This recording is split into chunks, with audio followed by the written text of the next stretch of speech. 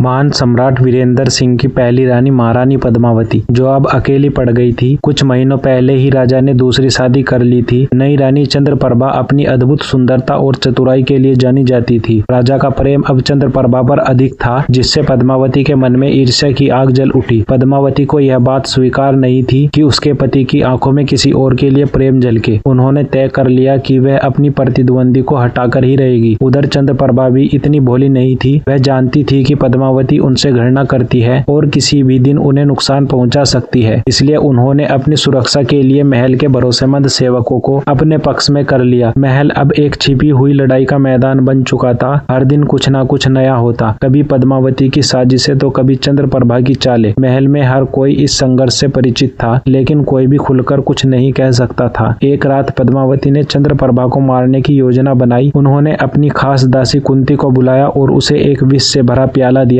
और आदेश दिया कि यह प्याला रात के भोजन में चंद्रप्रभा को दे दिया जाए। लेकिन कुंती, जो राजा की नई रानी से भी प्रेम रखती थी, सीधे चंद्रप्रभा के पास गई और सारी सच्चाई बता दी। चंद्रप्रभा को अब यकीन हो गया कि उनकी जान खतरे में है। उन्होंने राजा को सब कुछ बताने की सोची, लेकिन फिर उन्होंने खुद ही एक चाल चली। अगले दिन चंद्रप्रभा ने पद्मावती को अपने कक्ष में बुलाया। उन्होंने बड़ी विनम्रता से कहा, महारानी जी, मैं जानती हूँ कि आप मुझसे प्रेम नहीं करती है, लेकिन मैं चाहती हूँ कि हम आपस में शांति से रहे। इसलिए मैंने एक खास अमृत तैयार किया है जो हमारी दोस्ती को और मजबूत करेगा। यह कहकर उन्होंने वही विष वाला प्याला पद्मावती की ओर बढ़ा दिया, लेकिन बिना बताए उसमें पहले से ही एक चमत्कारी औषधि मिलवा दी थी जो विष के प्रभाव को निष्क्रिय कर सकती थी। पद्मावती पहले तो झिझकी, लेकिन चंद्रप्रभा की आत्मविश्वास भरी मुस्कान देखकर उन्हें लगा कि यह उनके लिए अवसर है। अगर चंद्रप्रभा ये अमृत पी रही है तो इसका मतलब यह सुरक्षित है। उन्होंने बिना सोचे समझे प्याले को उठाया और पी गई। कुछ ही पलों में पद्मावती का शरीर कांपने लगा, उनका चेहरा पीला पड़ गया और पसीने बहने लगे। तभी चंद्रप्रभा ने राजा को बुलावा भेजा और पूरी कहानी बता दी। राजा ने जब देखा कि पद्मावती सचमुच विष पी चुकी है तो उनका क्रोध 7वें आसमान पर पहुंच गया। उन्होंने तुरंत राजवेद को बुलाया। उन्होंने पद्मावती को बचा लिया। उसके बाद राजा ने कठोर निर्णय लिया। उन्होंने पद्मावती को महल से निष्कासित कर दिया और उनकी सारी शक्तियां छीन ली। पद्मावती का गर्व चकनाचूर हो गया। पद्मावती अब महल से बाहर थी और चंद्रप्रभा की जीत हो चुकी थी। लेकिन चंद्रप्रभा ने राजा से कहा, महाराज, मैं नहीं चाहती कि महारानी जी को राज्य से निकाल दिया जाए। उन्होंने जो भी किया वह सिर्फ अपने प्यार को बचाने के लिए किया। राजा ने चंद्रप्रभा की इस उदारता की सराहना की, लेकिन पद्मावती को वापस बुलवाना उचित नहीं समझा। उन्होंने महल के पास ही एक छोटे किले में रहने की आज्ञा दे दी, जहां वे अपनी बची हुई जिंदगी बिता सके। और इस तरह महल की छिपी हुई जंग समाप्त हुई। चंद्रप्रभा ने अपनी सूझबूझ से न सिर्फ अपनी जान बचाई, बल्कि राजा का पूरा विश्वास भी जीत लिया। दोस्तों, आपको हमारी वीडियो पसंद आए तो वीडियो को लाइक करके चैनल को सब्सक्राइब कर दे।